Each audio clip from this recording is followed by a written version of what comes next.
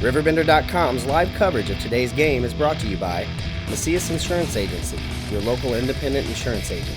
Andy's Auto Body, Tire, and Auto Service and Sales.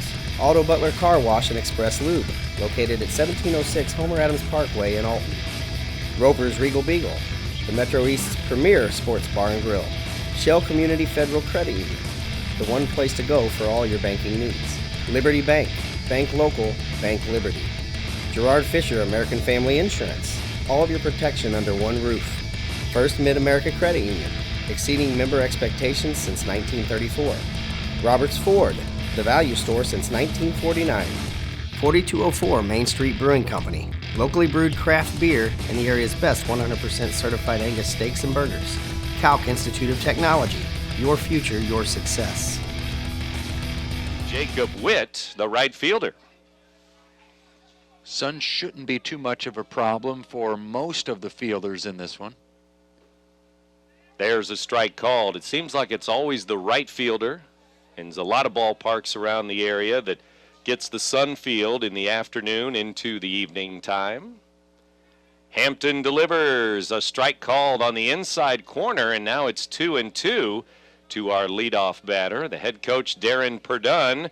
Coaching down at third, Chris Skinner coaches at first base for the Panthers.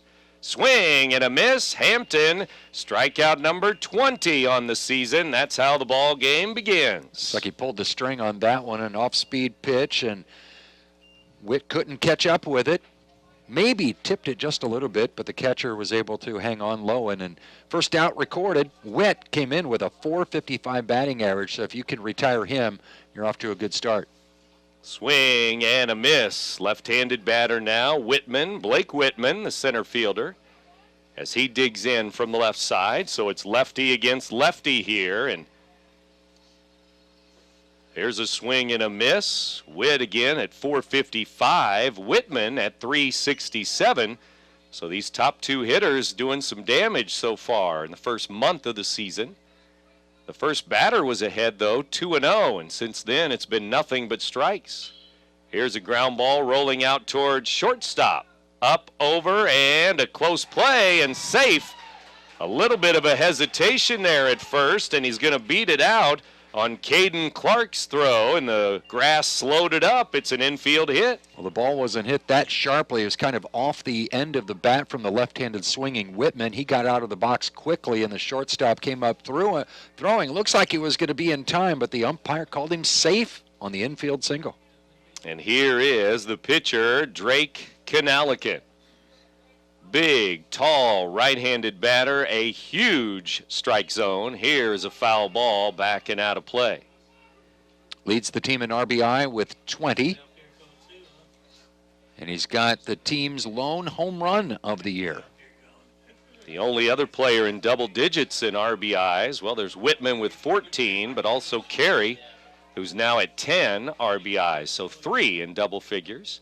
Here's a pitch on the outside corner for a strike, and Kanalikan, what did you say, 6'8"? Somewhere close. In basketball, I think they exaggerate upwards, so he might be closer to 6'6" rather than 6'8".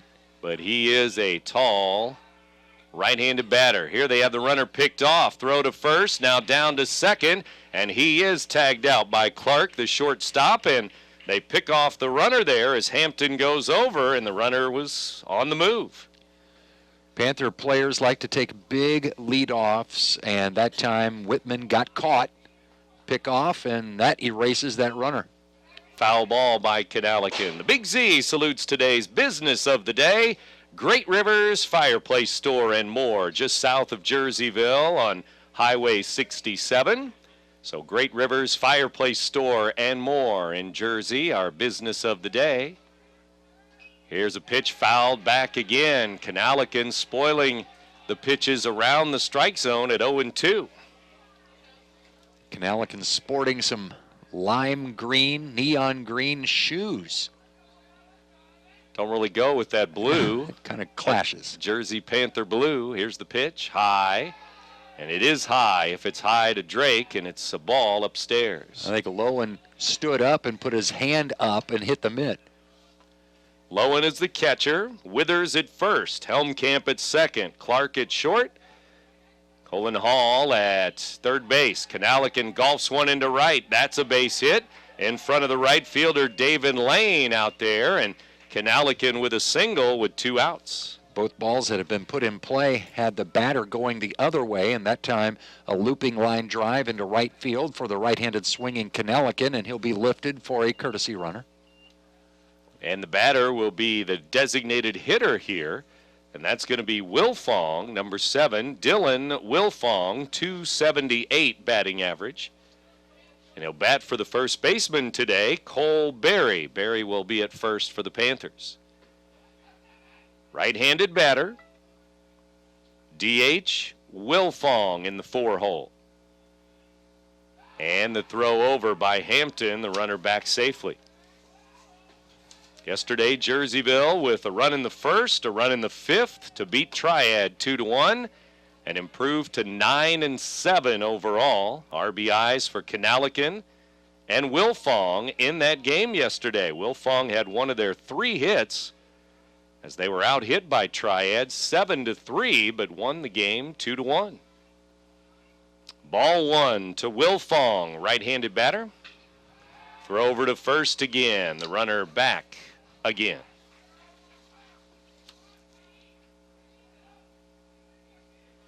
Zach Benware gets his lead at first base. Courtesy runner. The stretch, and Hampton brings it in low and away for a ball, 2-0. Most of the pitches Hampton has missed have been low, except for that high strike. He tried to go up the ladder on Kanalikin with 2 strikes on Kanalikin, tried to get him to chase one high. Otherwise, he's been missing low, which is what you want from a pitcher. This one is upstairs, up in the eyes of the batter, and it is now 3-0. So, we'll see if he's taking here at 3-0 with a runner on and 2 down, top of the first inning. High again, ball 4, and it's a walk. Hampton allows his 7th walk of the year. It's 2 on, 2 out, and it's a good thing for CM. They had that pickoff at first base. Yeah, 3 out of the 4 batters that have come to plate have reached base, but they've got that out recorded on the bases, and Jersey's got runners on first and second here with 2 outs in the top half of the first inning. Holmes trying to come through with 2 outs. James Holmes, 222 batting average, 6 RBIs. And Hampton will turn, no throw to second base. As the runners get their leads at first and second, big leads for both runners. And Holmes, a right-handed batter, will take low for a ball, and now they try to get in behind the runner at first. The ball gets away, so the runner moves over to third. As that ball got away down in the dirt, they would have had the runner at first there with a good throw, but first baseman Withers just tried to block it. It was in the dirt. Withers was not holding Wilfong on. Wilfong had a big secondary lead, and then they threw behind him with Withers sneaking in. The throw was at the bag. Withers tried to reach between his legs and make the tag, lost the ball. That allowed the runner from second to take third. So Jerseyville first and third as a strike is called. Delayed steal and safe. Now they've got the runner between third and home. Is he going to get back? Yes, he's safe at third base, and it's second and third, 2 down. Well, there's all kinds of things that went wrong on that play. Wilfong was not running hard at all, and he almost got thrown out at second base. And I don't even know if that would be considered a delayed steal. It just took forever. The catcher thinking, I think I can get him. So he threw through, and then the runner on third base, he was all turned around the wrong way, not facing the play, and he almost got out at third base. As he didn't take a big break and a quick break off of third, otherwise he may have scored on the throw to second, but he gets back to third base as they had him leaning a little bit too far off the bag. Here's a pitch down and in, but called a strike, and if memory serves me right, I think they had a double steal against Marquette last week and stole home. Mm-hmm. Now, Benware did things all kinds of wrong. He turned his back to the play when he was going back to third base. You never want to do that. You want to be facing the play. Ground ball to short. Clark will throw over to first, and that will end the inning. Out Number 3 on a ground ball to short. Jerseyville leaving runners at second and third base. And after a half inning, no score. CM Eagles coming up in a moment. You're listening to Big Z Radio Sports. At 4204 Main Street Brewing Company, we believe that great food paired with our own locally brewed craft beer is a staple in life, and we want to share that experience. At 4204, you will find a menu that complements our very own award-winning craft beers, and we serve the area's best 100% certified Angus steaks and burgers. You can find us in both Alton by the Alton Square Mall and at our original location at 4204 West Main Street in Belleville. Come visit 4204 Main Street Brewing Company today for an experience you won't soon forget. Goes up against the conference opponents more often than not. 3 wins for Witt, 3 wins for Canalican, 2 wins for Daniel Williams. So 3 of their pitchers have 8 of their 9 wins, and there's a strike called. And we know Canalican will be throwing strikes. 4 walks on the year, 32 strikeouts on the year. And he has pitched 23 innings. Swinging a ground ball to the right side, rolling out to the second baseman, throw over to first, and Chase Tallman will retire Helmkamp, and there's 1 down. Slow roller to second. Tallman did not play in that game versus Marquette we saw last week, but comes in, makes the routine play there, throw over to Barry at first. And that will bring in Clark, shortstop Caden Clark from the right side against the right-hander Canalican. Bottom of the first, no score. The purple against the blue today, Jersey and CM, and here's a strike call. Coach Gary Bruning talking to his bench saying you may not want to take that first one because it's going to be a strike more often than not. And here's a fastball just outside for a ball. When you refer to Gary Bruning, is it responsible that you have to say long-time coach? Long time. Long time. Because it has been a long time. Took a little time off and back again a few years ago. Here's a tap in front of the hill. Canalican has it, flips to first, 2 up, 2 down for CM here in the bottom of the first inning. Plays like that, you always hope that the pitcher makes a good throw because it's a little bit different fielding the ball, throwing to first base than it is pitching, and a good athlete like Canalican makes the play that time quite easily. But how many times do you see it at all levels of baseball, and it could be major leagues where that pitcher just can't make that throw down to first base? Left-handed batter, and it is Hampton, and he'll take a strike on the outside corner. 365 batting average for Brandon on the year. Pitching today, batting third today. Throws left, bats left, and he pulls one into right.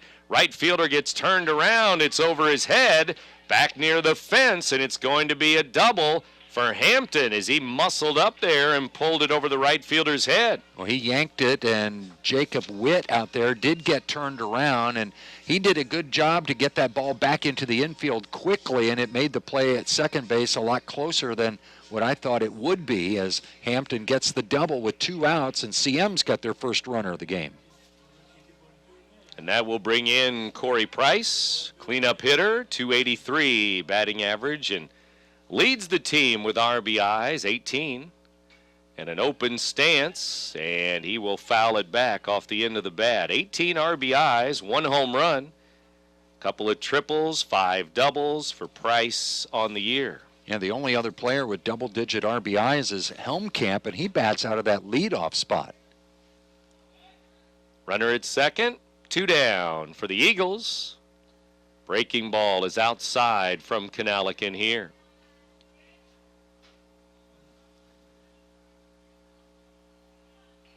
Jersey couldn't come through with the 2 outs and the runners in scoring position. CM's got that runner at second base after the first 2 were retired, and we'll see if they can come through with 2 outs. Canalican brings it in. Breaking ball catches the outside corner this time. It's a strike. Colin Carey, the catcher for the Panthers, with the signs from the dugout. Carey relays those to Canalican, and Drake looks in at 1 ball, 2 strikes, 2 outs. Runner at second base. Bottom of the first. Pitch, swinging a foul, another curveball, and Back to the screen it goes. 3 straight curveballs, all trying to get that outside corner. And you wonder if that's setting up something where he'll come inside, maybe with a fastball or another breaking pitch diving in on the hands of that left-handed batter. 2 outs, 2 strikes, and a ball. Catcher sets up way outside, and Kanalikin will turn. No throw to second base, as no defender was there at all. None moved at all at second or short. Carey the catcher again. It's Holmes at third, Williams at short. Inside to Price, and it's a ball. Well, that was that fastball in on the hands that he tried to see if the batter would offer. The batter didn't move a bit. He almost got hit by the pitch as he missed inside. Tallman at second, Berry at first on the right side of the infield for the Panthers today. 2 balls, 2 strikes, runner going, swing and a fly ball into right. Right fielder Witt is under it, and he has it, and that ends the first inning. No score. Panthers and Eagles after 1 inning here. You're listening to Big Z Radio Sports. If you have car problems, Andy's has the solution. Customer service is priority number 1. Our dedicated staff will be more than helpful in getting your car back on the road while you relax in our comfortable waiting area. If needed, we'll also make arrangements for a rental. Our experienced ASC certified technicians will walk you through every step of the process. Andy's Tire and Auto Service offers every under-the-hood service you need. Visit one of our 4 convenient locations today. At 9 and 7. And here's a strike to start the second inning. Hampton delivering. And the batter is Chase Tallman. Tallman, right-handed batter. He'll take one on the outside corner for strike 2.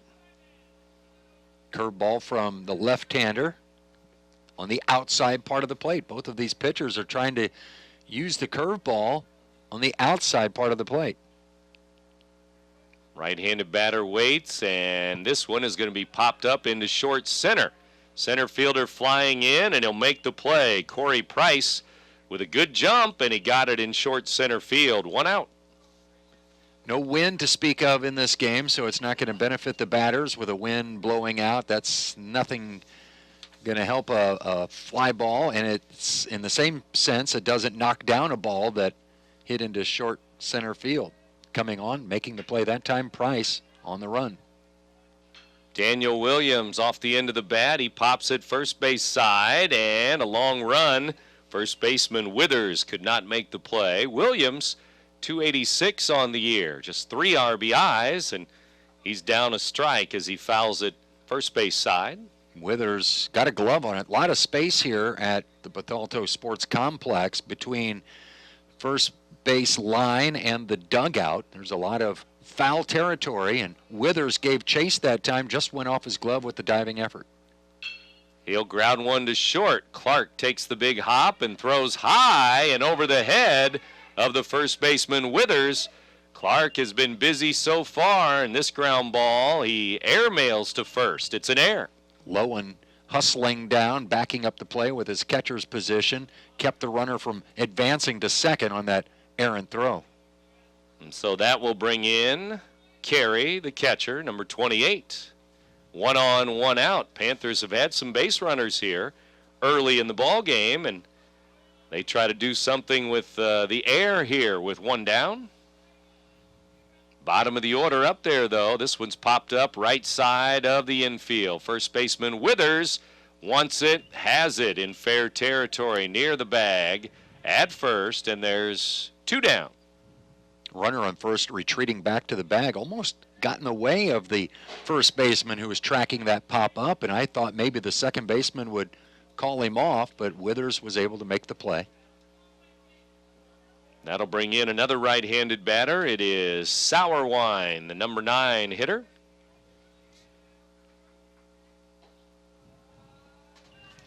Hitting .211 on the season. He bats from the right side and takes ball 1. Hampton, the stretch. Runner at first, now 2 down. He'll flip over to first base and runner back easily over there. Daniel Williams at first with 2 outs.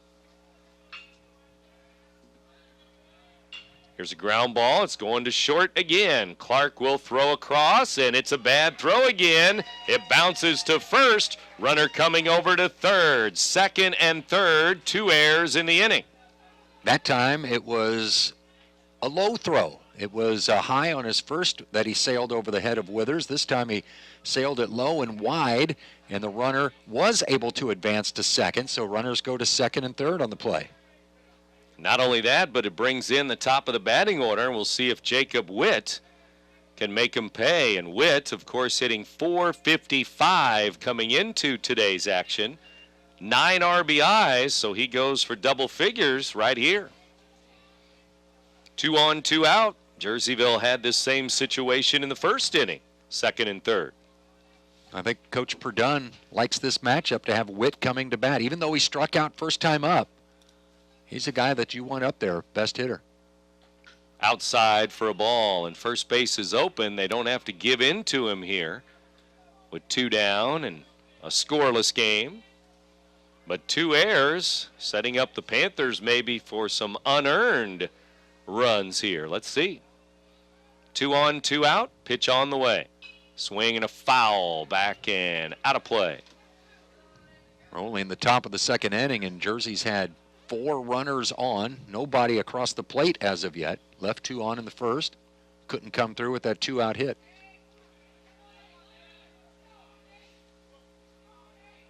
The stretch. Hampton checks the runners and delivers. Down the right field line. Right fielder over, makes a running play near the line. David Lane with a good jump and goes to the right field corner, basically to make that play on a line drive the other way.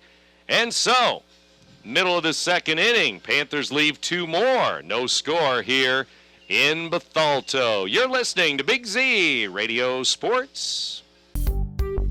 Calc Institute of Technology is working for you with career programs for today's jobs.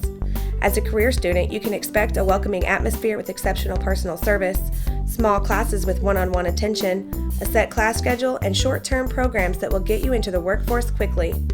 Calc has 2 locations for your convenience located in both Alton and Fairview Heights. For more information, visit Calc online at www.calc.edu. Early in the game, and all 4 in scoring position, Craig. Yeah, the game is kind of unfolding like we thought it would. The pitchers are going to get the job done.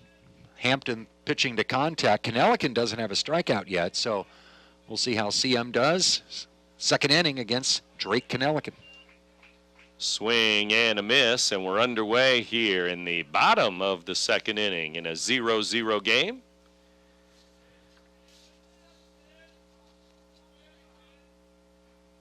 Here's the pitch, and it's a strike. Jerseyville winning 5 of their last 6 games.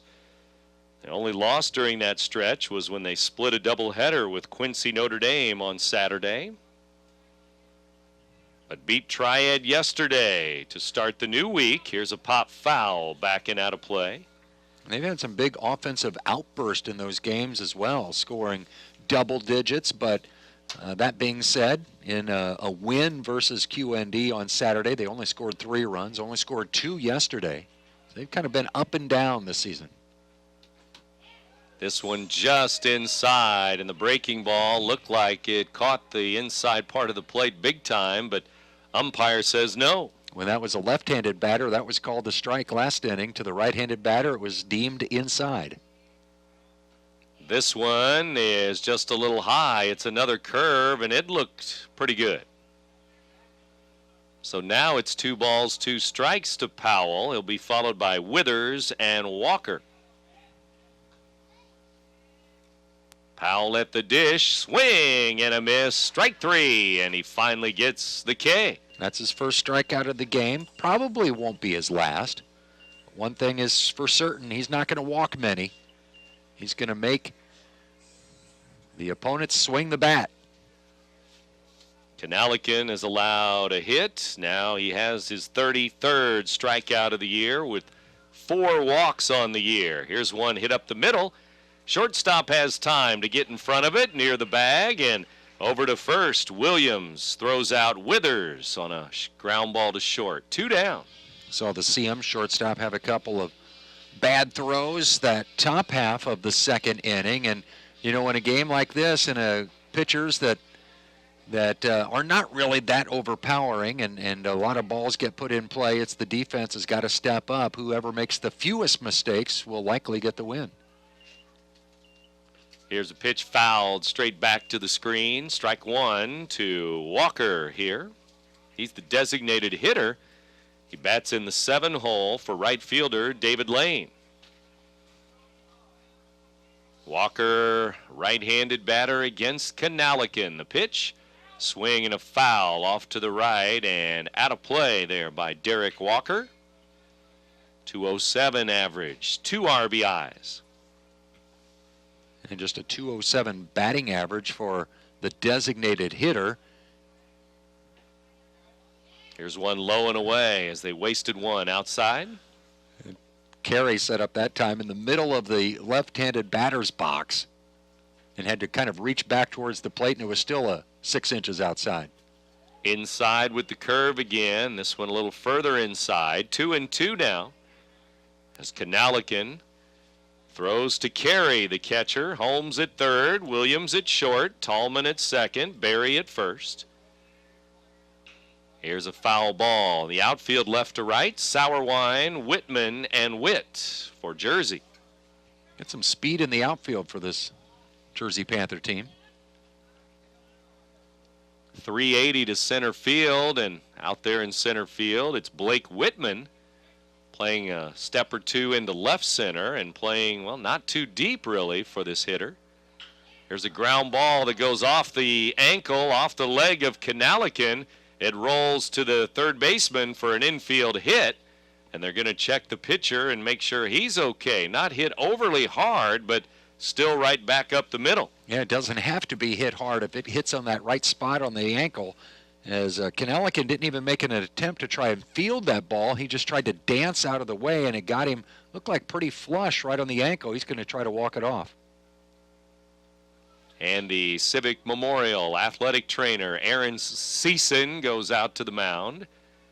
And Aaron will check out and see if his ankle's okay, leg's okay. He's going to take a warm-up toss or two here. Canalican.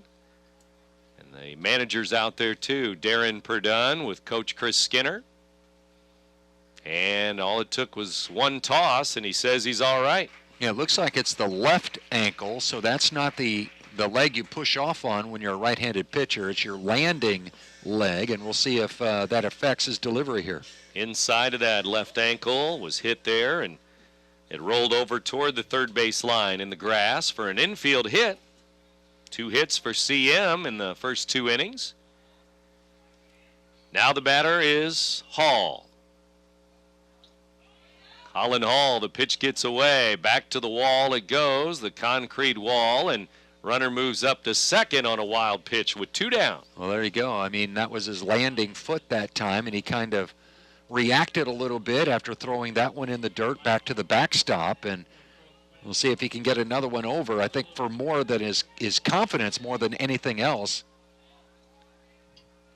Hall, right-handed batter, screening a ground ball to first. First baseman there, throws to the pitcher who can't get there in time. The throw a little bit behind Canalican too, but good speed by Hall as he beats it out on the right side. Yeah, it's going to go as a single for Hall, but it should have been an out. Berry kind of threw behind Canalican covering, and that's one of those plays you work on in practice. And Canalican, because he's so tall and has that long wingspan, he was able to catch the ball. A shorter pitcher would not even been able to field it, and it would have been behind him, and that runner could have maybe scored on the play. Instead, runners on the corners. First and third for the Eagles. They left a runner in the first inning. They have 2 runners here in the second inning with 2 outs. First and third, and there's a strike on the outside corner, and this inning, innocent enough. First 2 were out, bottom of the batting order. Next 2 get on base. And now it's 2 on, 2 out for Lowen. Connor Lowen, the pitch is low. The runner goes, and no throw to second base. So it'll be second and third, 2 down. Well, much like the first inning, CM got their base runner after 2 were out. And Drake Kanelican was able to get that fly ball out to end the inning. Connor Lowen, the 9th place batter here, needs to come through with 2 outs if he wants to put CM on the board. Here's a strike called. Maybe surprising that we've seen 5 hits against these 2 pitchers already and base runners in the first 2 innings. Could have 7 left on base if these 2 are left on for the 2 teams in the 2 innings. 1 ball, 2 strikes, and just inside that curveball again, and the batter was fooled, and maybe the umpire fooled too. Well, those curveballs that Kanelican's been throwing, when he's against a left-handed batter, they've been on the outside part of the plate. On the right-handed batters, they've been on the inside part of the plate, and it's the same location, he's just not getting the calls.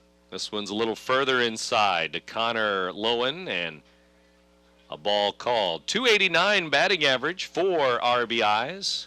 And 289 batting average for your 9th place hitter, that's not too bad. Catcher bats right-handed. Open stance, the pitch, swinging a ground ball to the right side, and they'll flip to first for the out. Tallman will retire Lowen, and that is the end of 2 innings. 2 left on for CM, and we have had 7 runners left on base by these 2 teams in the first 2 innings. We'll go to the 3rd, no score. You're listening to Big Z Radio Sports. Has free checking become a thing of the past? Not if Liberty has anything to say about it. With 3 free personal checking options and even a free business checking account, free is alive and well at Liberty Bank, the local bank that gives you free checking choices and more cashing in your pocket. Bank locally, bank Liberty. For more information, visit www.bankliberty.com.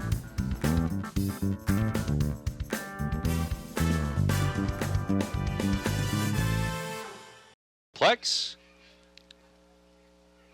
And Hampton delivers lefty against lefty here, and it's up and in for a ball to Whitman.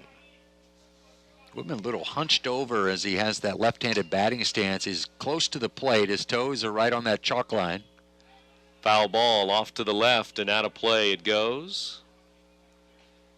Hampton a record of 2-0. Kanelican at 3-0 on the year.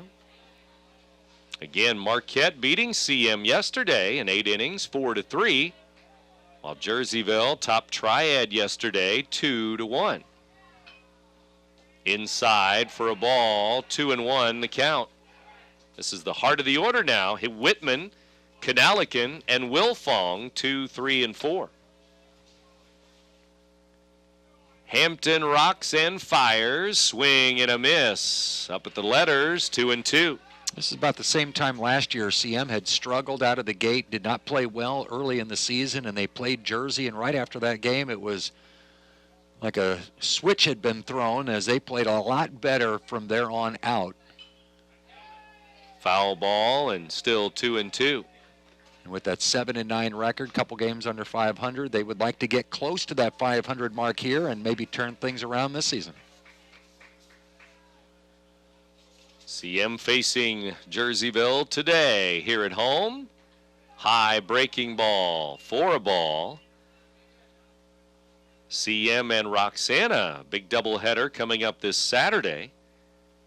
And then CM with a couple of big conference games next week against Highland and Waterloo. And the pitch inside, and on to first base goes Whitman. First time we've had a leadoff batter on in this game for either team, as Jersey puts the leadoff man on in the 3rd with a walk. Drake Kanelican now. He watches some signs from head coach Darren Perdun. Hampton has walked a couple now. 2 hits allowed. Jerseyville's had base runners in all 3 innings. This one is a strike. Above the knees, inside corner. Hampton to Kanelican, and some more signs from Coach Perdun. Lead at first base. They throw over to first base. Runner back.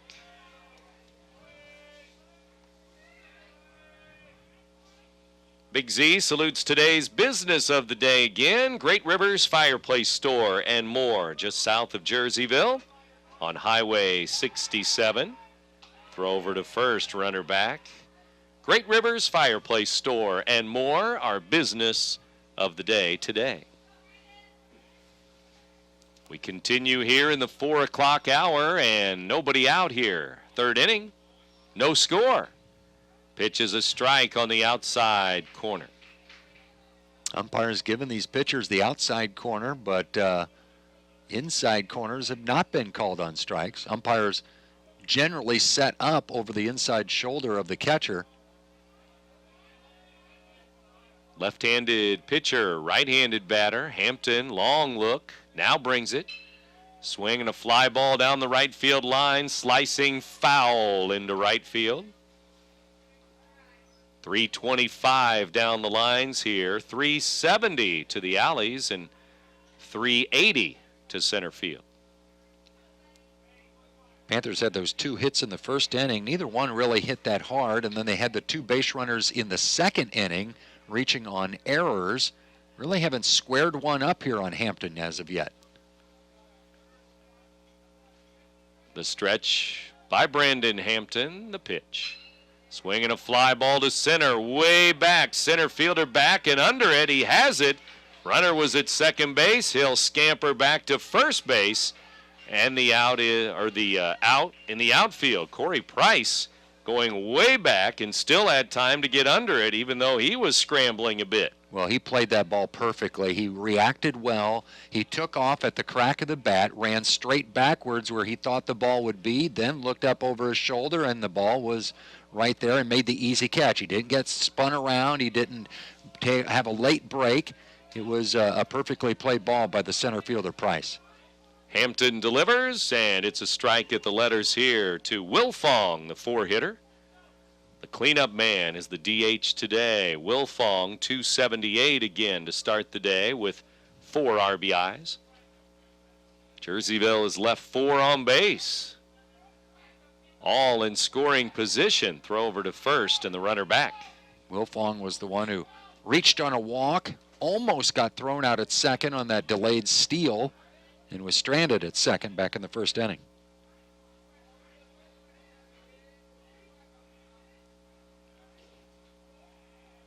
Lead at first base. Panthers with 1 on, 1 out. Time called by the batter at home plate. Wilfong at the dish. Checks his coach.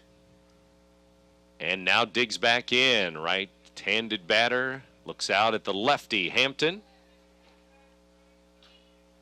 Curveball, foul ball, third base side.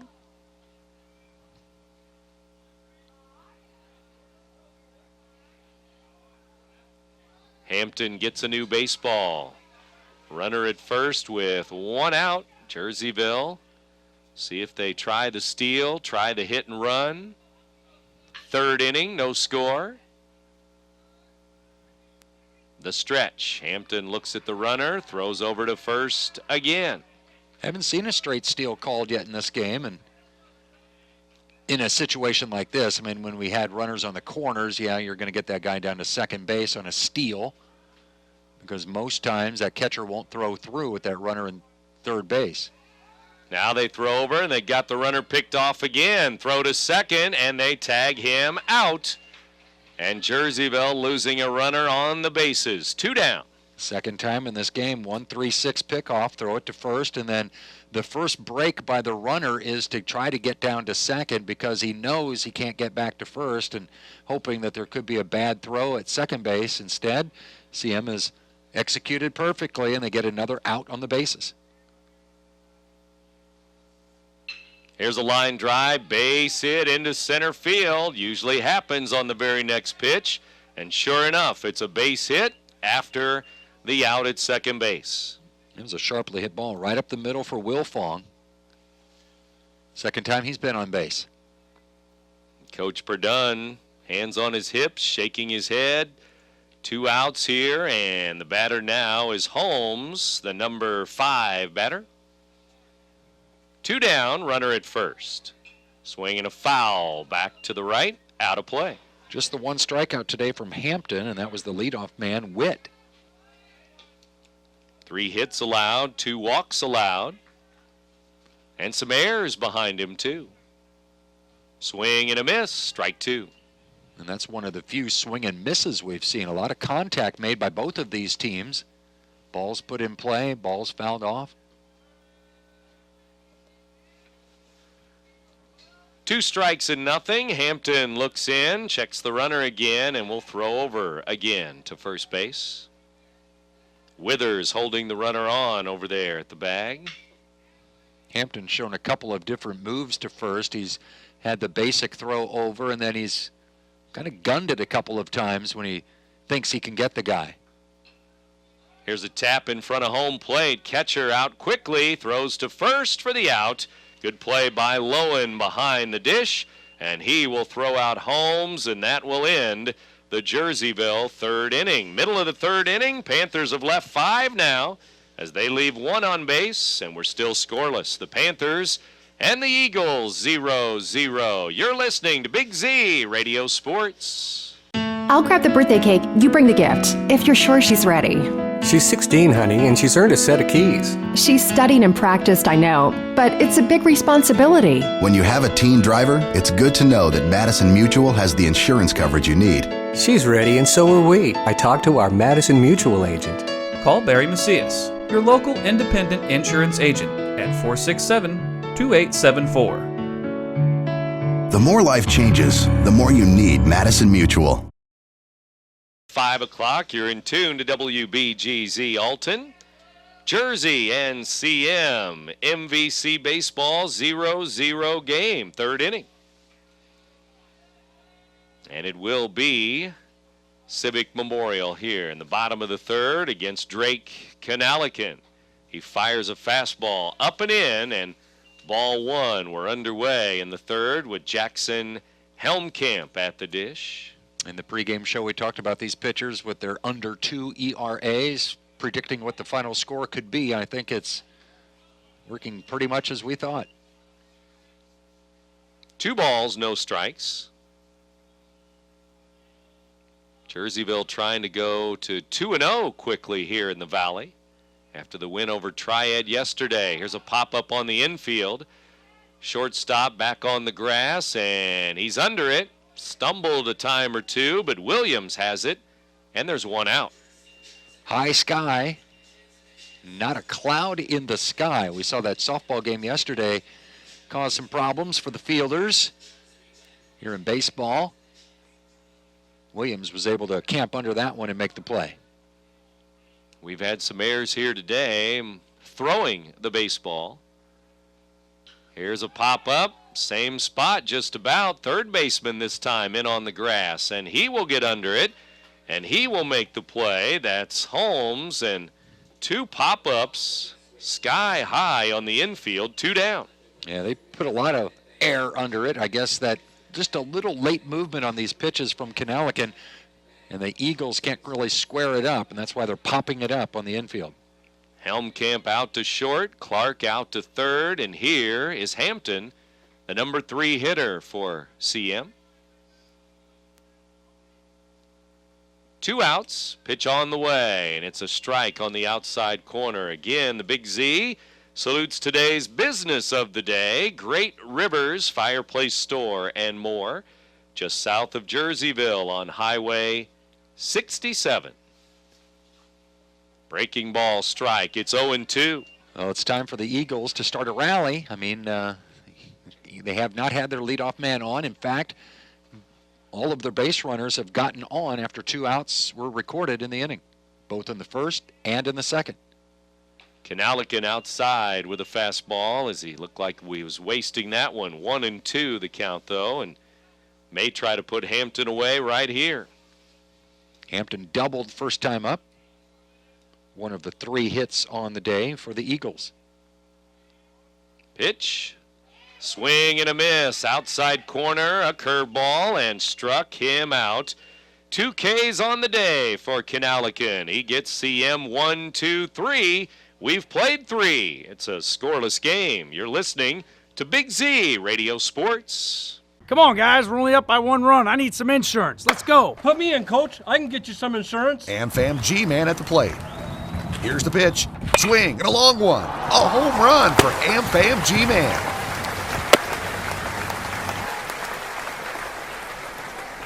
Hit a home run with my team, a winning team. Let me protect your dreams. Call me, Gerard Fisher, 466-7062. Come on, Coach. American Family Insurance. I mean, we might have Pat still doing show and a half yet. That's right. Here in the 5 o'clock hour. But 0-0. 4th inning. And it's a strike. Strike 1 from Brandon Hampton here to Tallman.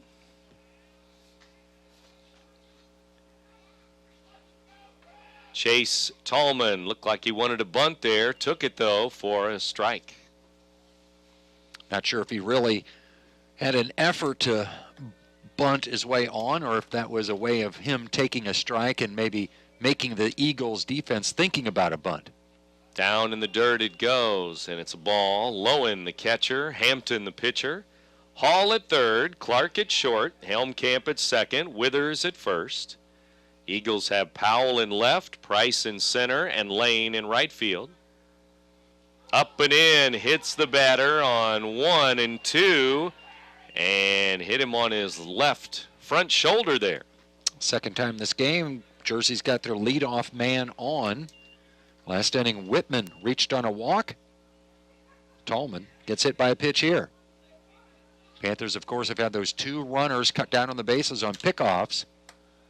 We'll see how Tallman does down at first base. He's getting consoled by first base coach Chris Skinner as he took that one right on the arm. Looks like they're going to maybe think about pinch runner. They thought about bringing the athletic trainer, Aaron Season, out again, but Aaron jumped out into the dugout for CM, but they waved him off and said no. Nobody out here in the 4th inning, and Jerseyville with another base runner. The pitch, strike called, outside corner, just off the plate, but those outside pitches are strikes today. It's 0-1.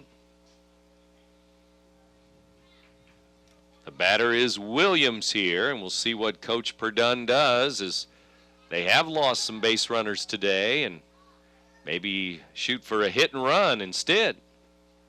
Yeah, I don't know if you got to change the way your philosophy is with a left-hander on the mound who's generally got a good pickoff move, and you can fool some people. Maybe a little bit more conservative on the bases. Panthers have missed out on a couple of opportunities. Swing and a miss, high delivery. The runner was going and out. They slide into the tag there. Clark was waiting with the ball and caught stealing, 1 down. Well, that was a hit and run because that ball was outside and the batter, Williams, was swinging at it, and they tried to make something happen with the hit and run, ran into an out, second base. 3rd time in this game they've lost a runner on the bases. They've left 5 on base, and then the 3 others that have been caught at second base. And so now Williams is up there with that pitch that was way high and way outside, maybe almost a half of a pitch out really there. Maybe they knew something was going to happen there, and sure enough, caught stealing. Here's a foul ball to third base. Well, coaches have tendencies. I mean, some coaches, they're really aggressive. They'll put that hit and run on at certain points of the game, especially they're trying to jump-start an inning. And maybe Coach Gary Bruning recognized that, and that's why he called for maybe a pitch out. Swing and a miss. Strike 3 on 0-2. He gets Williams, and there's 2 down just like that. Second strikeout of the game for Hampton. Struck out Witt to start the game, and now he gets Williams here on strikes with 1 out in the 4th. And now it's the catcher, Carey, who digs in for Jerseyville. 279 to start the day. Ball 1. Kanelican retired the Eagles 1-2-3 in the bottom half of the third. For the first time in this game, the Eagles failed to get a runner on. Panthers are in that situation here. Strike on the inside corner.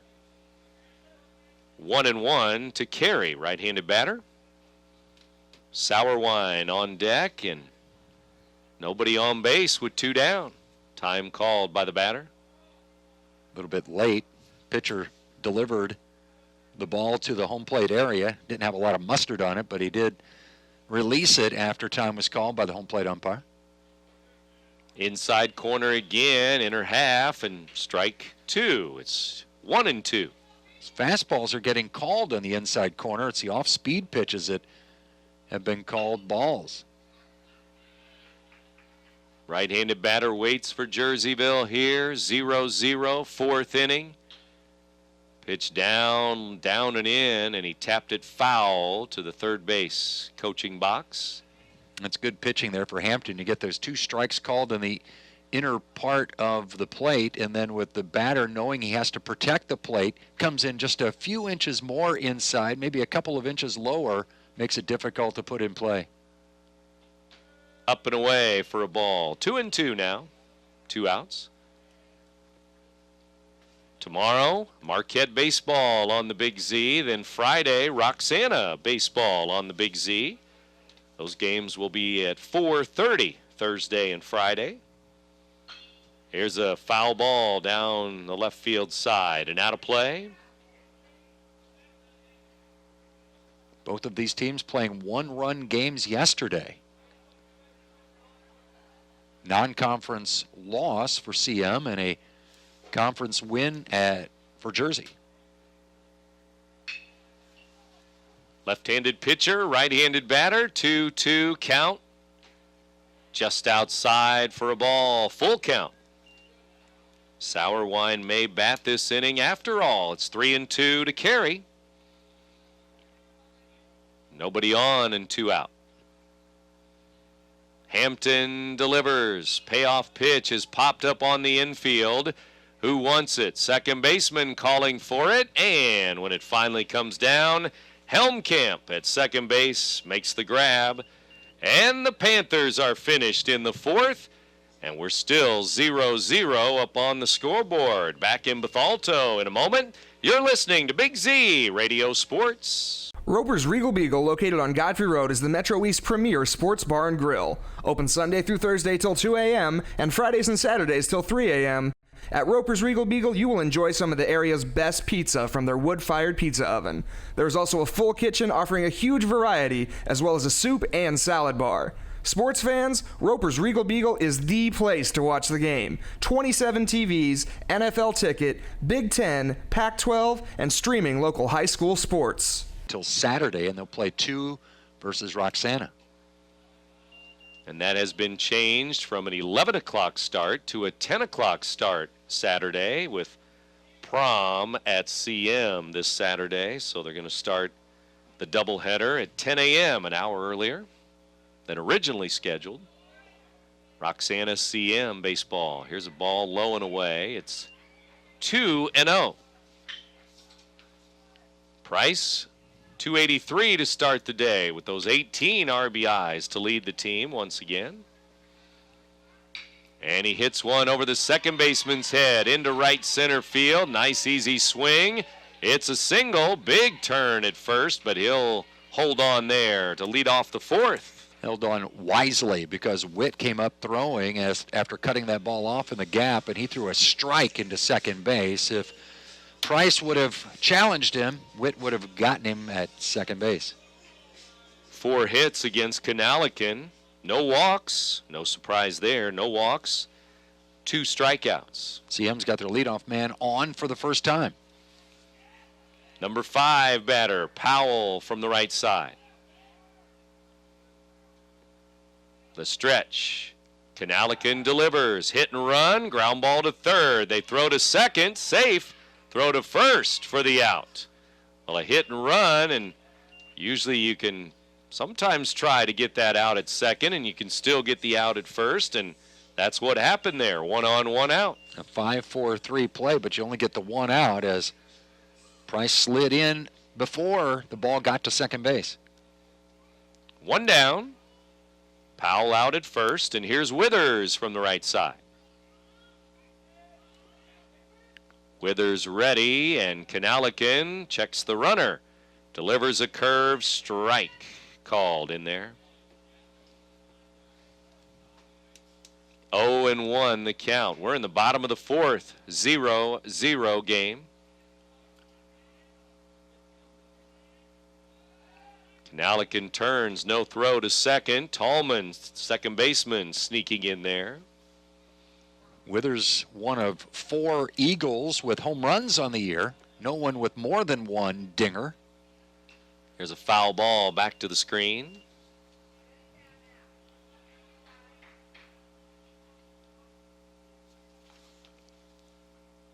He's got 6 hits on the year. 5 of them have been singles. The only extra base hit, that home run.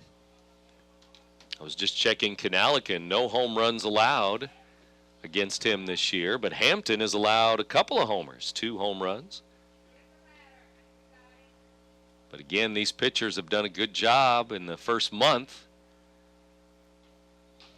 Swing and a miss, high fastball, and Kanalikin gets the K. 3 strikeouts on the day. Yeah, 3 more strikeouts today and no walks issued by Kanalikin. And so with 2 down, that'll bring in Walker, the DH.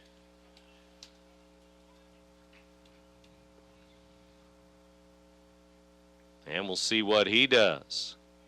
With a runner at second base, the Eagles have left 3. Ground ball towards short. Batter was jammed. It was way in on his hands. Low throw. Safe at first as the first baseman almost scooped it, but it was down in the dirt. Barry had it roll at his feet there. Couldn't come up cleanly with it.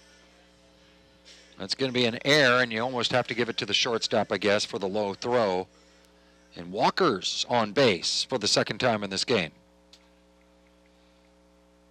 And so the inning continues, even though it probably should have been over there with that error, with 2 down. And now Coach Darren Perdun will talk to his infield and his pitcher and catcher, mostly his infield here, because it's first and third, 2 down, and they may put a play on of some sort here, that double steal type play. Don't know if Price caused that throw to be low, because Price was running from second to third, and he did a good job of trying to shield the fielder as he let the ball go through his legs. The fielder made the play cleanly, grabbing the ground ball, but his throw to first was off the mark, and CM's got a base runner reaching via the error, and that's the first error of the day by the Panthers. And Hall will get a chance to bat, the number 8 hitter. 4 RBIs on the year. And if the Eagles score, it would be unearned runs or an unearned run here this inning now. 2 down, 2 on, inside, ball 1. Eagles put those 2 runners on in the second inning after 2 were out. And it was the 9th place hitter Lowen that grounded out to end the inning. Kanalikin checks the runners and the stretch. The pitch, foul ball off to the right, 1-1 to Hall. So far, no running from Walker down at first base.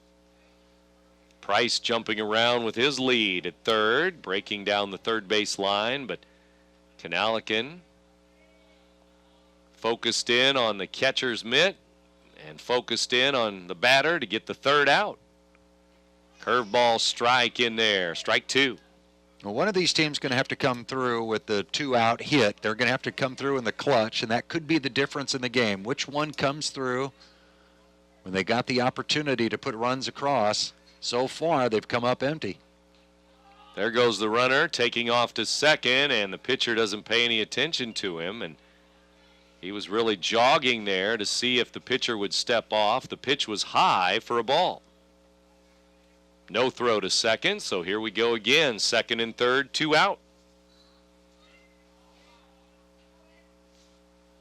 Pitch on the way from Kanalikin. Swing and a miss. Big curve. Strike 3. And the Eagles leave 2. Both teams have left 5 on base now. We've played 4 innings, and it's still the Eagles 0, the Panthers 0. You're listening to Big Z Radio Sports. At Shell Community Federal Credit Union, you are important. We work hard to ensure you have the best banking experience possible. Whether you are inquiring about opening a savings account or wanting to learn more about a loan, our professionals are here to help you with any questions, and we will walk you through every step of the process. Since opening our doors in 1935, we've never forgotten that our members are our most important asset, which is why we continue to excel. For all your banking needs, Shell is the one place to go. Spikes. It's Connor Lowen, the CM Eagles catcher. He's got some lime green socks on. It looks a bit out of place. But still styling.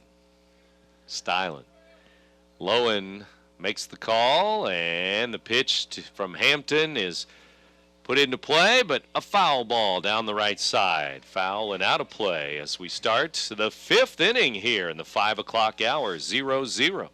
Pitcher's cruising. Nobody up and throwing in the bullpen. Hampton and Kanalikin, all zeros in this one.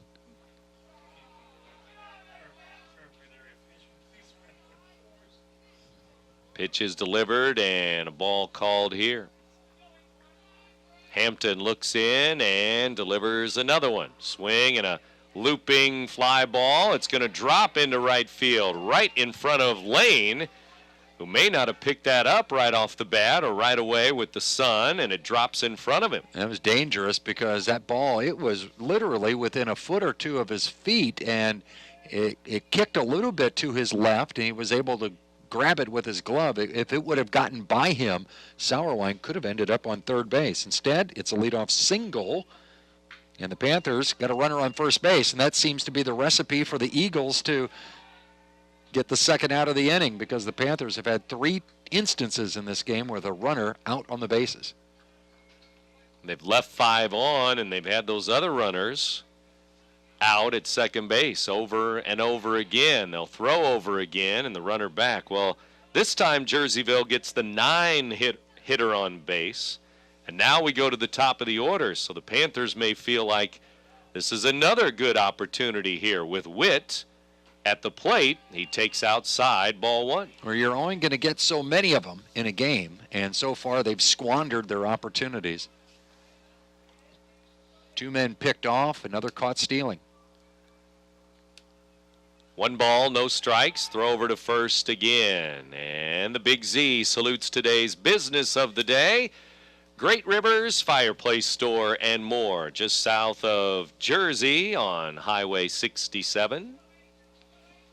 Business of the day today, Wednesday the 13th. Here's a strike called. 1 ball, 1 strike, 1 on, nobody out. Sauerwein at first base. Highest batting average on this Panther team, Jacob Witt, coming into the day, .455, but he's 0 for 2. Throw over to first again. How many throws to first today for Hampton? He's allowed 4 hits. Kanalikin's allowed 4 hits. No runs. Here's the pitch. Down in the dirt. Witt almost offered at it, but it's a ball called. Ball 2. Sometimes you see a pitcher make a lot of throws to the base at first base, and that could just throw off the rhythm. Pitching from a stretch, they might not be as effective as they are from the windup, but that's really not been the case from Hampton. He's been able to deliver his pitches, whether it's from the stretch, whether it's holding a guy on, or using the windup. Throw over to first again. Runner back again. Jerseyville trying to break the ice here. 5th inning. Strike called outside corner with a fastball, and Witt thought it was off the plate. Now, if you're going to pick off 2 guys, you might as well keep throwing over there, because Panthers have shown that they're trying to be aggressive on the bases, and it's cost them. They haven't really taken advantage of being aggressive on the bases at all in this game. Down and in, hits the batter on 2-2, and Witt is on at first. And how about this inning now? As we've had a base hit to right, a hit by pitch. Hampton has hit 2 now. and there's nobody out. We've seen it in recent years. I mean, before, batters were always making every effort to get out of the way of a pitch. Anymore, batters are leaning into pitches or not moving at all when that pitch is inside. And that time, Witt just kind of held his ground, let the ball hit him, takes his base, and now 2 on, nobody out. Panthers rallying here in the 4th. And especially that's true if it's not a fastball, and that was not. It was a breaking ball. There's a pitch way over his head, and he bunts it fair in front of home plate and out at first. And actually the home plate umpire going to make sure that... I think say he was out of the batter's box when he hit the ball? I don't know. He was pointing. Yep. Yeah, and they're going to move the runners back to first and second. Yeah, they're going to say it was a dead ball when he got out of the batter's box to offer it that pitch. Way over his head, and he still got the bunt down and put it on the grass, but they say he was up and out of the batter's box, probably to the front or near the home plate side of the batter's box. You never see that called in baseball. You see it a few times in softball with those slap hitters, sometime running up in the box. You never see it in baseball, and here the Panthers are caught again. Out, number 1. Dead ball is called, and Kanalikin is the batter here. He pops one up, and that's the infield fly rule. Second baseman under it, and Helmkamp will grab it. Now all of a sudden it's 2 on, 2 out as Kanalikin got under that one big time. Blake Whitman was bunting, going back to that prior play, and the runners were running, so that was like a bunt and run. I mean, we saw the hit and run earlier. That was a bunt and run that time for the Panthers, and Whitman out of the batter's box for the first out, and then first pitch swinging Kanalikin pops up, and this rally, which saw the Panthers saw the first 2 reach, now possibly fizzling out. And Kanalikin, the leader on the team in RBIs, pops it up, and that's a big play. Now there's 2 outs. Here's Wilfong with 4 RBIs on the year. Dylan Wilfong taps one to third. Fair ball off the third baseman's glove, and it goes into left field. 1 run in. They'll try to score 2. The play at the plate. He's safe. He slides under the tag. 2-run score on a ball down the line off the third baseman's glove. Hall. Well, the Panthers get some aggressive base running there to score that second run. Perdun was waving the man in from second base. The throw was good to home plate, but just a little bit late. Diving in across the plate safely was Witt, and the Panthers break through here in the 5th inning to score the game's first 2 runs. That was a good slide by Witt, head first, and he went kind of to the foul territory side of home plate as the catcher was set up at front of home plate in fair territory when he grabbed the ball, and the swipe tag, but safe, 2 runs in. Here's a line drive into left center field, base hit.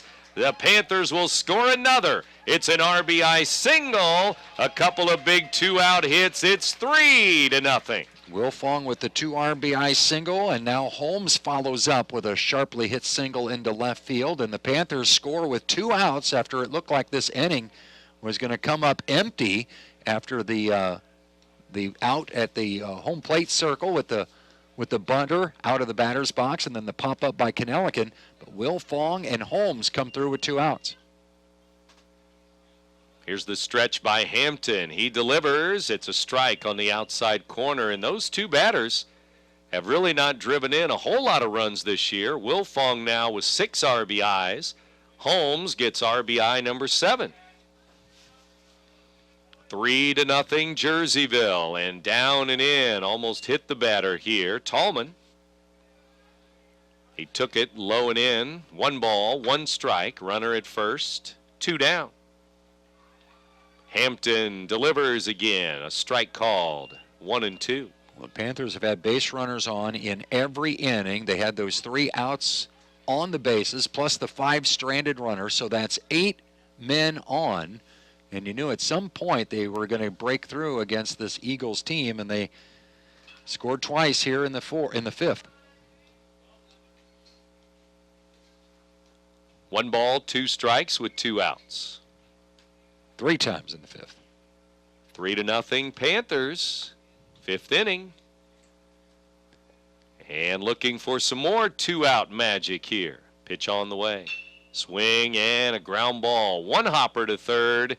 Hall throws across the diamond for the out, and that ends the inning. But the Panthers come through with 3 runs in the 5th. And in the middle of the 5th inning, it's now Jerseyville 3, CM nothing. You're listening to Big Z Radio Sports.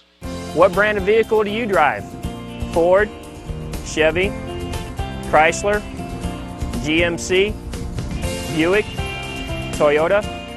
No matter what brand of vehicle you drive, Quick Lane at Roberts Motors can take care of your maintenance needs. And you don't need an appointment here, just drive on in. Need tires? No need to shop around. We have the lowest tire prices around, guaranteed. Stop in today and see why life truly is better in the Quick Lane. Or see us online at RiverBender.com. Short left field, and finally one of the teams breaking through. And 3 runs, a crooked number in the 5th inning. And now the Eagles come up in the bottom of the 5th, trailing 3-0. And the Eagles do have some action down in the bullpen. We'll see if we get a relief pitcher. First pitch swinging, it's a pop-up. The shortstop calling off the third baseman, and Williams makes the grab behind the bag at third as he called off Holmes there on the pop-up. And when Holmes was called off, he got out of the way. He didn't linger around. He darted off the playing field to get out of the way for Williams to make the catch. 1 up, 1 down, 1 pitch by Kanalikin. Here's a line drive into left. Left fielder will have to go get that one as it was spanked into left by Helmkamp. And he has a 1-out single. The leadoff man, Helmkamp, on with hit number 5 for Civic Memorial. First hit of the game for Helmkamp after grounding out in the first inning, popping up in the 3rd inning. Helmkamp reaches with 1 out here in the 5th. It's a right-hander in the bullpen for the Eagles, loosening up, and Hampton has gone 5 innings, the lefty for the Eagles. Here's Kanalikin flipping it over to first, runner back, Helmkamp. Caden Clark, the batter, .295 to start the day.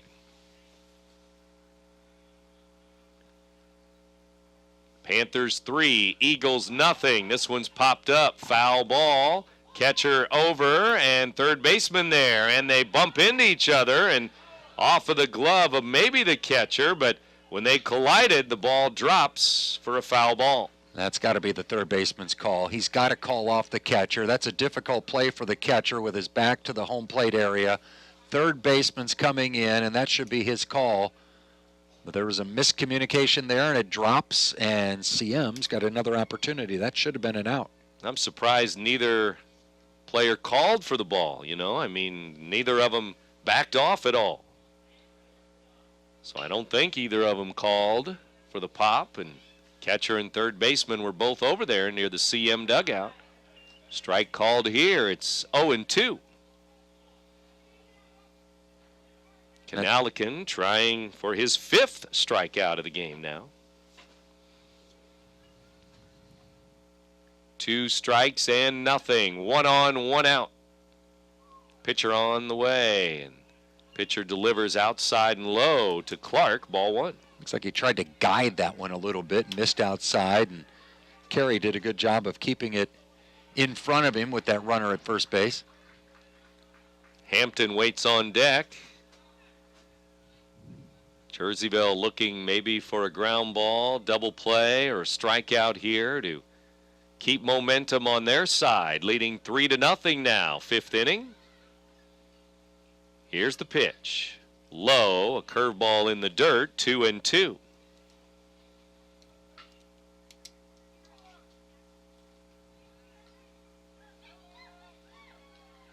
Kanalikin and the Panthers with the lead. 5th inning. Clark back in, right-handed batter. Throw over to first, runner back again. Tomorrow it's Marquette and Greenville. The Comets come to Gordon Moore Park, 4:30. The broadcast time here on the Big Z. Pitch on the way, swinging a ground ball to short. Shortstop had it dip under his glove or go off of his glove. thinking about picking it up and stepping on the bag for a double play. That's exactly what he's doing. He thought that he can get to the bag and make the throw on to first and complete the double play. Instead, no out recorded, as an error is going to be charged to the shortstop, Williams. And so, still only one out. Hampton up there with 2 on. Hampton will try to get CM on the board. He has 7 RBIs on the year, 1 home run. Outside corner, strike 1. Hampton is 1 for 2 today with a double. He can help himself here. A double will likely drive in 2. He is the pitcher of record. And right now he's down 3-0, but he can turn things around here quickly.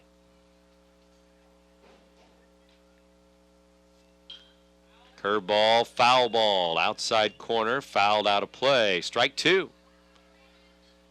How many times do you see it in high school baseball where errors prolong the innings and you give them 4 outs, 5 outs in an inning? Sometimes you get away with it, sometimes you don't, but a lot of miscues usually, infield, outfield, you name it. Still only 1 out here, and Canalican has to make more and more pitches. Panthers had an error by the shortstop in the 4th inning, and now another error by the shortstop here in the 5th. And the CM shortstop had a couple of errors earlier in this game that allowed the Panthers to get a couple of base runners. Here's the pitch, swing and a pop-up, and that is the infield fly rule. The pitcher right in front of the pitcher's mound will make the grab. Canalican on the pop-up grabs it, 2 down. That was a big out to get there, and Canalican got a dangerous hitter in Hampton to pop it up, and now he's got to get Price to end the inning. Eagles now need something to happen with 2 outs. Remember, the Panthers scored their runs with 2 outs, and now Eagles have these 2 runners on here in the 5th. And it was the cleanup man that finally came through for the Panthers. This is the cleanup man for the Eagles, who leads the team again with 18 RBIs. Ball 1. 1 for 2 on the day. Price flied out to end the 1st inning and then led off the 4th with a single. Was stranded at 3rd last inning. Has 8 extra base hits on the year. 5 doubles, 2 triples, and a home run. Foul ball here makes it 1-1 to Price. 2 on, 2 out, CM. Bottom of the 5th.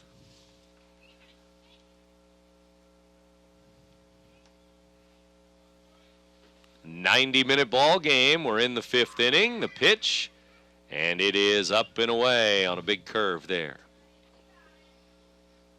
Came in high, and it's 2 balls, 1 strike.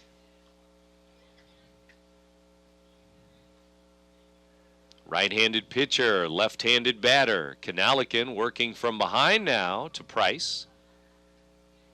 The pitch, swing and a miss, outside corner, and tailing away from the left-handed batter. 2-2.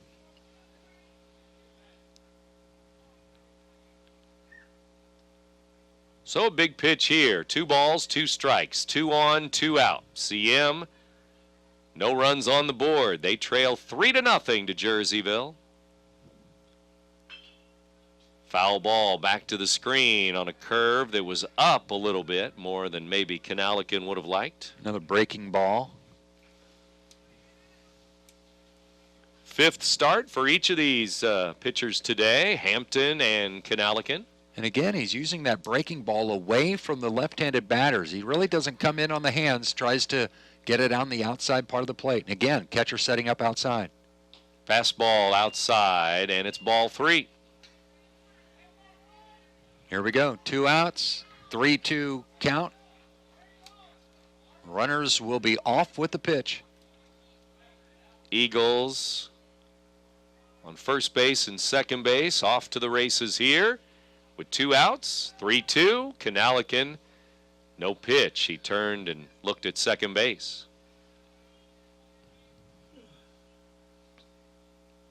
Now he'll deliver home to Price. Swing and a miss. Outside breaking ball again. And it's a strikeout again for Drake Canalican. And that ends the Eagles' 5th inning. We've played 5. 3-0 our score. 3-0 Jerseyville over CM. You're listening to Big Z Radio Sports. At 4204 Main Street Brewing Company, we believe that great food paired with our own locally brewed craft beer is a staple in life, and we want to share that experience. At 4204, you will find a menu that complements our very own award-winning craft beers, and we serve the area's best 100% certified Angus steaks and burgers. You can find us in both Alton by the Alton Square Mall and at our original location at 4204 West Main Street in Belleville. Come visit 4204 Main Street Brewing Company today for an experience you won't soon forget. Through 5, still without a run. Swing and a miss. High delivery there, and it's a strike for the first man for Jerseyville here in the 6th inning, and that is Daniel Williams, the shortstop. He'll take low for a ball. 1-1. Hampton, 2 walks, 2 strikeouts, 3 runs, 6 hits allowed. And he's in jeopardy of losing his first game of the year. 2-0, his record. Williams was one of his strikeout victims. That was in the 4th inning.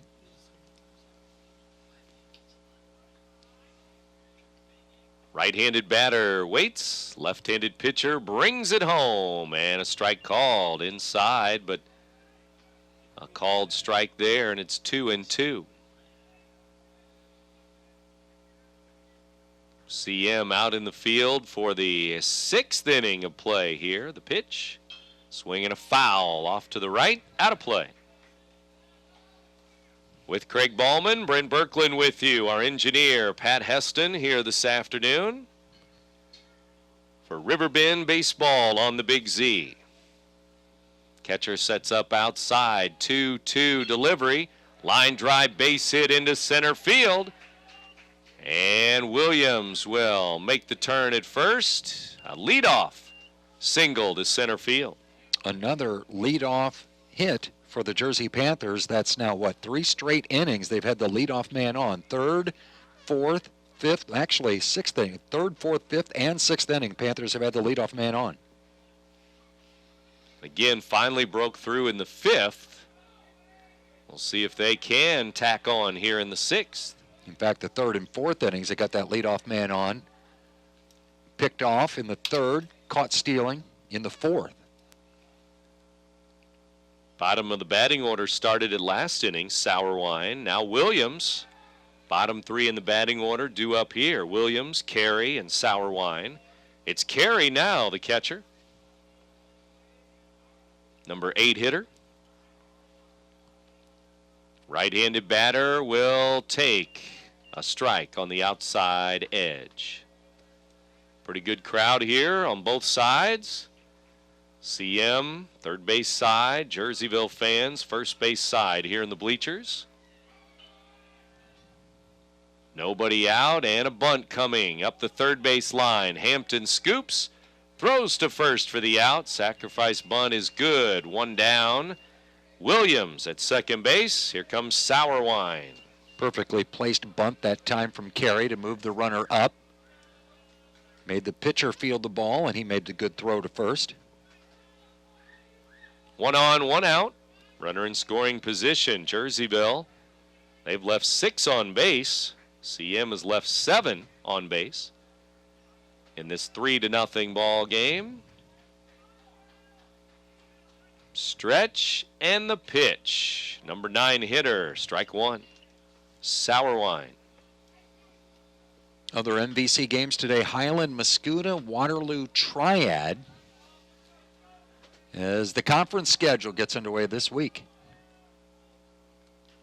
Breaking ball, tap foul back behind home plate here, and we'll have another Valley game next week from here in Bethalto on the air.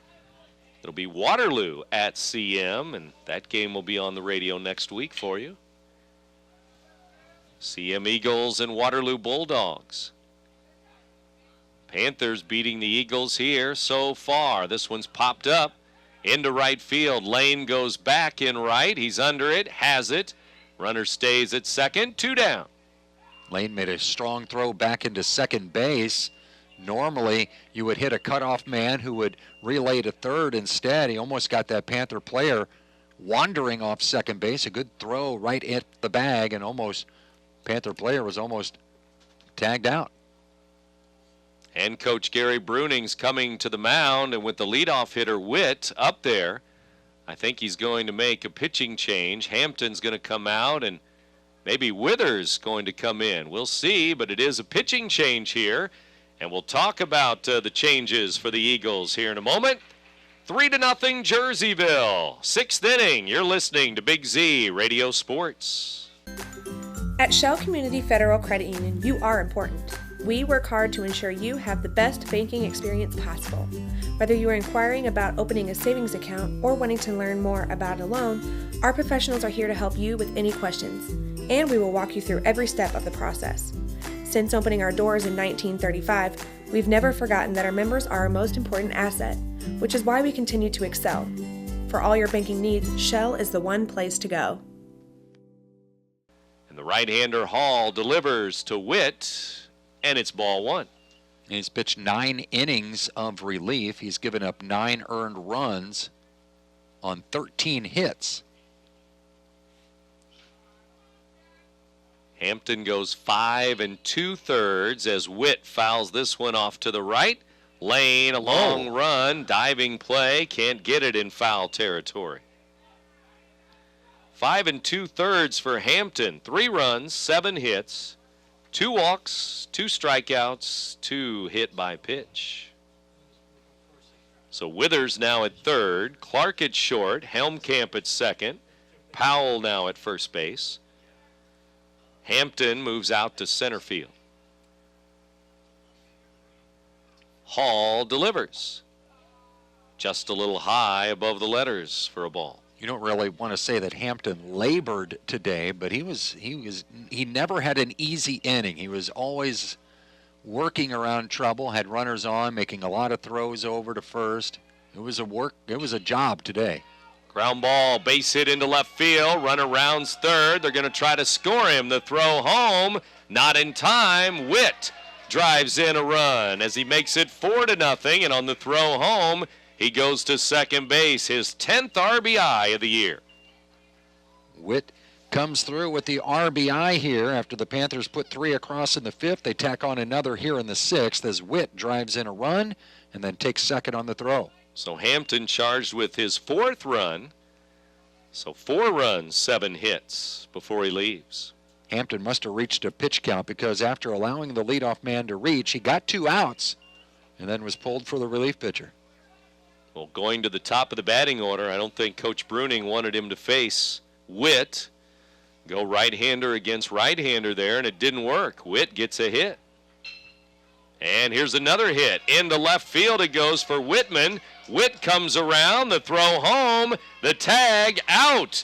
No slide there, and he is out at home on a bang-bang play as the catcher grabbed it on a hop from the left fielder, and Witt out at home plate. I don't know if Witt went through the stop sign by Coach Perdun. He didn't slide at home, and I think he wasn't aware that there was going to be a play at home, and he didn't slide. And he and Coach Perdun having a couple of words after the out recorded again on the bases. And a hit, a couple of hits allowed by Hall when he comes into the game, but Jerseyville settling for 1 run in the 6th, and they lead 4-0 in the middle of the 6th inning here in Bethalto. You're listening to Big Z Radio Sports. Roper's Regal Beagle, located on Godfrey Road, is the Metro East premier sports bar and grill. Open Sunday through Thursday till 2 a.m. and Fridays and Saturdays till 3 a.m. At Roper's Regal Beagle, you will enjoy some of the area's best pizza from their wood-fired pizza oven. There's also a full kitchen offering a huge variety, as well as a soup and salad bar. Sports fans, Roper's Regal Beagle is the place to watch the game. 27 TVs, NFL ticket, Big Ten, Pac-12, and streaming local high school sports. We'll see if he can hold on. A 5-hit shutout, and he has struck out 5. No runs, no walks. Low and away for a ball. It's 1-1 here to the leadoff man, Spencer Powell, for CM in the 6th inning. Withers will follow, then Walker. The pitch on the way. It's a strike on the outside corner. Boy, at times his umpires had a wide strike zone, as we've seen some pitches that look to be outside getting called strikes, and balls that are on the inside part of the plate not necessarily be called strikes. Kanalikin with another. He's ready to rock and fire again to the right-handed batter. At 1 ball, 2 strikes. It's inside, 2-2. 3 in the 5th inning for Jerseyville. 1 run in the 6th inning. CM has not scored. We're in the bottom of the 6th. The pitch outside, 3-2 to Powell. Again, Kanalikin has only walked 4 batters all year long. 3-2 here. He's up to 37 strikeouts on the year. Pitch is just low. Over but low on 3-2. Ball 4. Don't see many of those with Kanalikin on the hill. Walks his first one here. We watched that Marquette game last week. He did not issue a walk in that one. That's a pretty good ratio, over 30 Ks and just now 5 walks on the season. 1 on, nobody out. Withers at the plate, and he'll take high. Ball 1. Powell on first. He's now the first baseman for CM after starting the game in left field. Withers at the plate, started the game at first base. He's now the Eagles' third baseman. Derek Walker on deck, but Withers here takes a strike.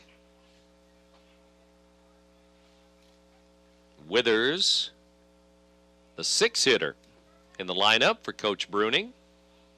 Over at first base, Coach Jeff Smith for the Eagles. The pitch, up and in, and did it hit the batter? It must have hit the bat. Or hit the bat.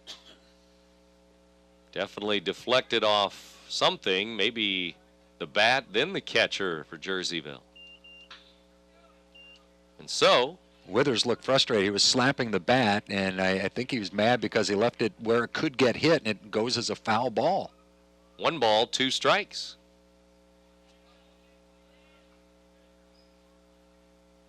And the stretch. Kanalikin delivers, curveball, and strike 3 called. As he gets the call here, as Kanalikin gets strikeout number 6. First time he's got a man looking in this game. And now he's struck out a batter in each of the last 5 innings.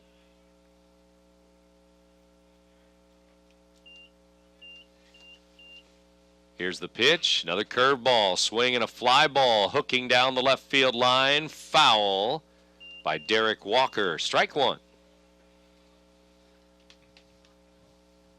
Walker's been on base twice in this game, singled, stranded at third back in the 2nd inning, reached on an error in the 4th, and was stranded at first base that inning. Eagles have left 7 on today. Jerseyville, 7 left on base, but they've scored 4 runs. Jammed him up and in, and he pops it up. Second baseman near the bag. Tallman makes the grab. 2 outs. Got in his kitchen there, right? Yep, and popped it up. It didn't get out of the infield, and Kanalikin has not done that a whole lot in this game where he comes inside with the heater. But that's an effective pitch if you can get it inside enough. If you miss out over the plate, it could be dangerous. There's a ground ball to short. Shortstop will wait on it. Flip to second for the out. Williams to Tallman. Force out is good, and the Eagles are finished here in the 6th inning. We'll go to the 7th inning now. Still 4-0. The Panthers shutting out the Eagles. You're listening to Big Z Radio Sports. All right, sir, we finished all the services on your car. They'll take it over for your complimentary car wash, and they'll call you when it's ready.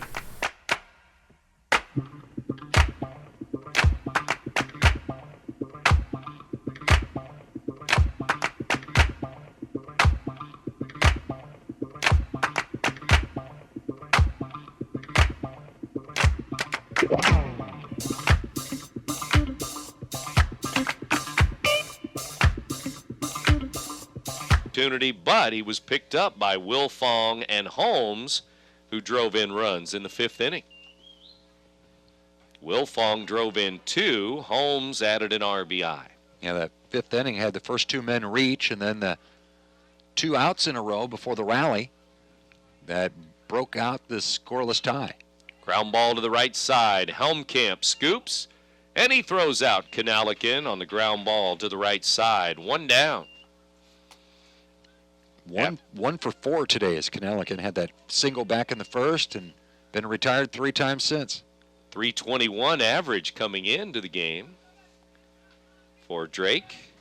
This man Wilfong's been on 3 times today, and he's got that big 2 RBIs that right now stand to be the game-winning RBIs. Only 4 runs batted in, but in the 4 hole today, and picked up RBIs number 5 and 6 in the 5th inning. Low and away for a ball. After this 7th inning, we will announce our Munganast Alton Toyota player of the game. Here's a foul ball backing out of play as Craig decides who to put down for his vote on his ballot today. Right now, this man in the batter's box has got my strong consideration. Dylan Wilfong, the batter. And hit by a pitch. And they say no. He said, you didn't make an effort to get out of the way. So stay right here at home plate. You don't see that very often. We've seen a couple of things called by this home plate umpire you just don't see very often.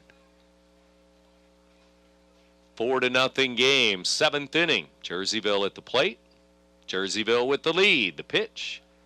Up and in for a ball. Second pitcher of the day for CM here. It's Colin Hall. And 3 balls, 2 strikes on the batter. Wilfong will take ball 4, 1 out walk. And he's been on base all 4 times today. Second walk, he's had 2 base hits. Now the batter is Holmes. Where's number 12, James Holmes, 222 batting average coming in to today's action. Has an RBI though. In the 5th inning, he made it 3-0. Witt with the other RBI in the 6th inning. Here's the pitch. It's a strike inside corner.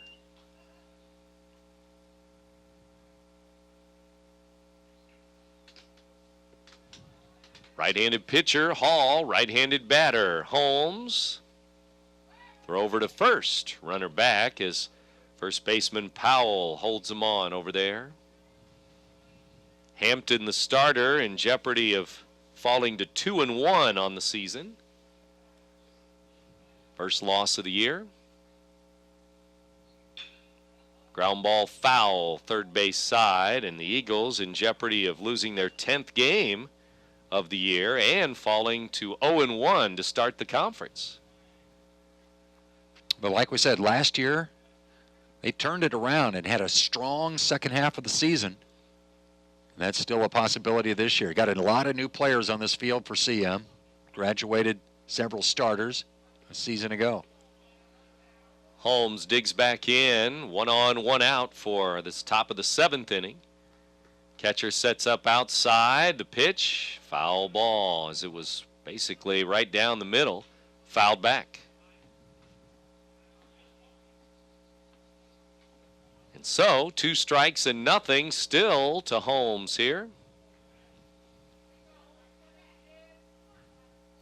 And time called by the batter. Hall taking a little bit too much time.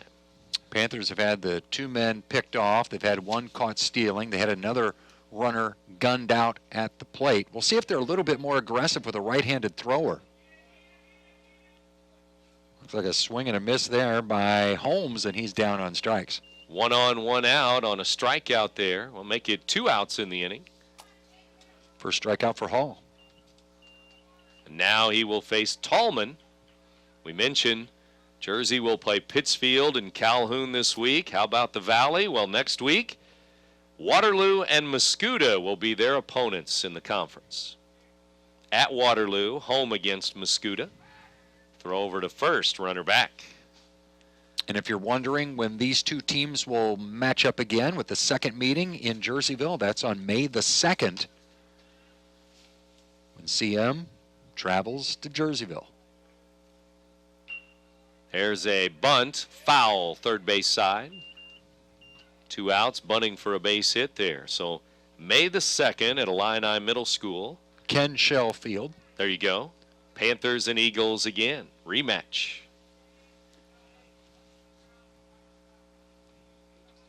And we'll see how the Valley race looks once we get to May. A lot of baseball to be played, though, in the next couple of weeks here for April still. 4-0. Panthers try to jump out to a 2-0 start in the Valley today. Strike called, inside corner, strike 2. Don't know who the favorite is. Highlands traditionally been considered to be the favorite, I guess, in the Mississippi Valley.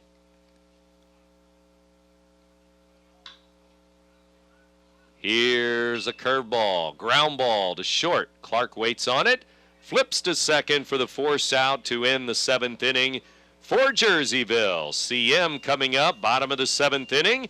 When we come back and they trail by 4, the Eagles need 4 to keep the game going. The Panthers 4-0 over the Eagles here in Bethalto. You're listening to Big Z Radio Sports. Red or black, silver or gold, new or used. At First Mid-America Credit Union, they know options are important to you. That's why they've made relationships with local dealerships where you'll receive all the extras with First Mid-America Credit Union's low rates and financing done on the spot. All you have to do is decide what you want. Your car, our loans, they're made for each other. www.1stmidamerica.org or call 618-258-3168 to speak to a representative. Pitch on the way, strike 1, and the bottom of the 7th inning is underway here for the CM Eagles with Connor Lowen at the plate. And he will ground one up the middle, shortstop over, behind the bag, makes the play. Williams with a nice play behind second base to throw to first, 1 out. After some shaky play by the shortstops in this game, we've seen Williams make a nice play there. Had a couple of errors, but he ranges behind the bag that time and is able to make the good throw on to first to get Lowen by a couple of steps. Canalican, 5-hit shutout, 1 walk, 6 strikeouts. And he was finally given a lead in the 5th inning. It's 4-0 here in the 7th inning.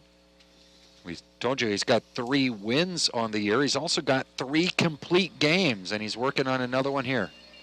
There's a strike to Helmkamp. 1 out, 7th inning. And while Hampton's ERA may be inched up a little bit, starting the day at 1.17, Canalican's will be dropping as he is coming into the game at 1.83. No balls, 2 strikes. Canalican fires again, swinging a ground ball to Williams again. At short, takes a big hop this time and throws to first for the out. Helmkamp made it close, 2 down. Got the big hop that time, came up on him a little bit. He was ready for it. Has momentum carrying towards first base. Good strong throw. Got the speedy leadoff man Helmkamp.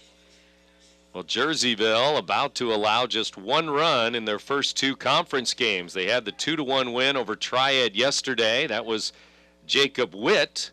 Today, Canalican shutting out CM 4-0, and that's a good way to start the conference. Well, Coach Perdun's got to be happy with that, knowing that he's got a couple of guys he can throw out there when this conference schedule heats up. Swinging a ground ball to third. That could do it. Third baseman throws across the diamond for the out. Holmes retires Clark, and that ends the ball game. It's a shutout for Jerseyville today in Bethalto. They beat the Eagles 4-0. Back to wrap it up in a moment. You're listening to Big Z Radio Sports.